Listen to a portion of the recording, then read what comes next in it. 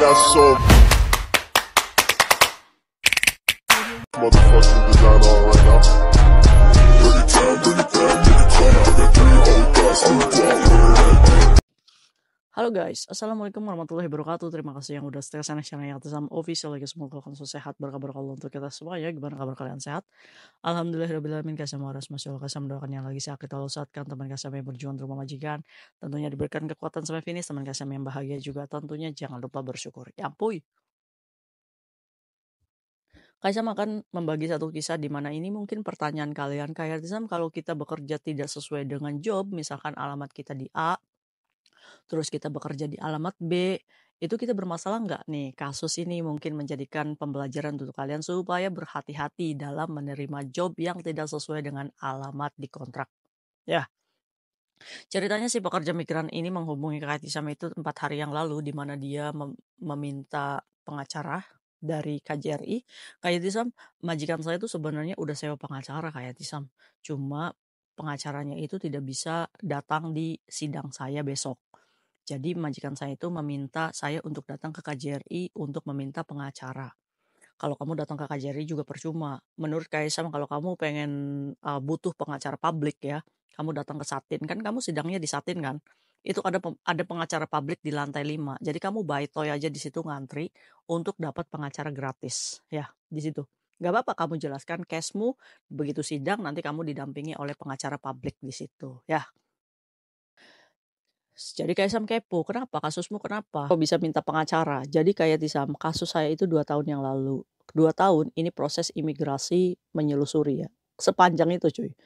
Nah karena si majikannya ini masih membutuhkan tenaga si cecenya, jadi masih di-renew kontrak. Nah majikannya juga memberikan pengacara untuk si cece ini untuk berjuang untuk menyatakan ke imigrasi bahwa cece ini tidak dipekerjakan di toko gitu. Ya kan? Tapi karena kedapatan imigrasi cecenya itu ada di alamat yang berbeda dengan job gitu kan. Pas kebetulan dia juga sedang memakai sarung tangan, jadi imigrasi itu mencurigai bahwa pekerja migran ini dikirainya dipekerjakan di toko ya cuy ya. Kita sebut aja Mbak ini namanya Mbak A. Jadi kayak Tisam, saya itu menjaga nenek. Nenek saya ini suka sekali tinggal di rumah yang ada tokonya. Tapi kontrak kerja saya ini di rumah utamanya si majikan. Harusnya dia itu menjaga nenek di rumah A ya, di rumah yang tertera oleh imigrasi. Tapi si majikan ini punya toko plastik kayak di Sunwon. Jadi lumayan jauh ya.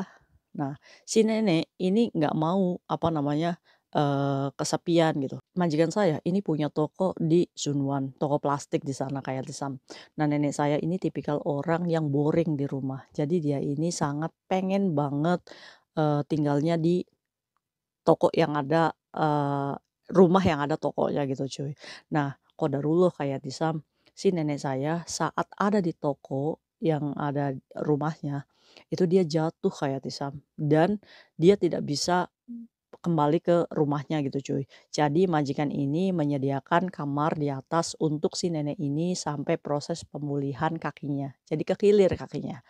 Otomatis dong, karena si Cece ini menjaga si nenek, akhirnya si Cece ini tinggallah di tempat yang berbeda dari job kontraknya ini cuy. Ya untuk jaga si neneknya itu. Nah setiap pagi memang dia ini selalu ke bawah ke toko itu karena wastafel dan jisonya itu ada di situ cuy. Ya biasalah kalau misalkan ngurus nenek kan otomatis harus pakai sarung tangan ya. Sarung tangan biru itu cuy untuk membersihkan semua peralatan-peralatan si neneknya. Pada waktu itu ada seorang laki-laki yang mondar-mandir kayak mencurigai sekali. Pada waktu itu dia nggak pakai seragam dinas dan saya juga nggak tahu kalau itu imigrasi kayak Tisam.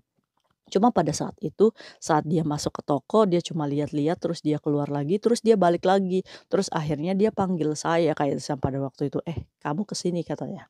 Kamu kerja di sini? Enggak, saya enggak kerja di sini, saya kerja jaga nenek di atas. Cuma pada waktu itu enggak percaya cuy. Nah kebetulan majikannya juga keluar dan majikannya juga menjelaskan kalau ini ada nenek saya di sini. Ya kan akhirnya dilihatlah semua dokumennya dan dinilai bahwa dia tidak sesuai dengan alamat yang ada di kontrak kerja. Akhirnya di situ dia, mendapatkan panggilan ke imigrasi cuy. Proses tuh di situ. Jadi tuduhannya itu dia membantu majikannya di toko dan dia juga melakukan pelanggaran bahwa dia melakukan job tidak sesuai alamat kontrak majikan yang tertera di kontrak kerja. Nah, ini adalah 2 kesalahan yang dituduhkan ke Cece-nya ini.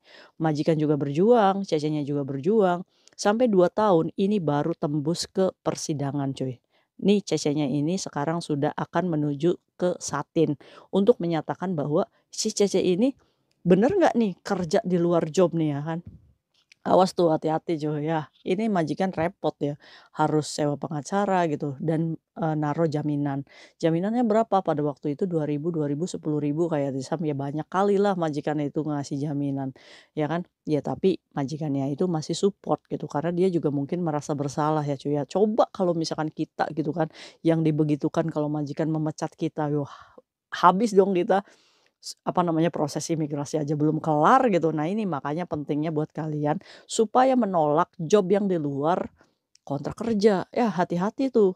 Ya walaupun konsekuensinya kita akan dipecat gitu, ya kan. Ya kita cari majikan lagi lah yang lebih aman ya cuy ya. Nah, ini si pekerja migran ini besok akan menuju sidang Satin. Makanya dia dibutuhkan pengacara untuk mendampinginya ya cuy ya. Nah, kayak Tisam kalau misalkan kasus kayak gini gimana? Ya nanti biar hakim yang memutuskan dia bersalah atau enggak nih. Kalau bersalah, ya berarti dia di-sel prodeo loh. Apakah ada kayak Tisam kasusnya si pekerja migran ini di-sel prodeo? Iya ada. Dulu waktu jaga toko material ini si Cece-nya dinyatakan bersalah membantu majikannya dan dia di-sel prodeo 2 bulan. Setelah 2 bulan dia kembali ke majikan. Kalau misalkan si Cece ini mau proses lagi apakah bisa? Bisa. Bisa cuy, tapi kita harus tetap dihukum dulu. Tapi itu pun sebelum berlaku aturan tidak terlibat criminal case gitu. Tapi kalau misalkan sekarang, ya kita nggak tahu gitu kebijakan imigrasi kalau misalkan masih diturunkan enggak visa kita ya cuy ya.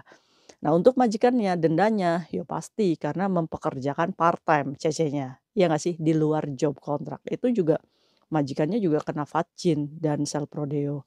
Nah maka dari itu, dari kasus ini ya kalian harus berhati-hati tuh untuk pastikan kalian bekerja sesuai dengan kontrak yang ada di alamat kontrak ya yang tercatat di imigrasi.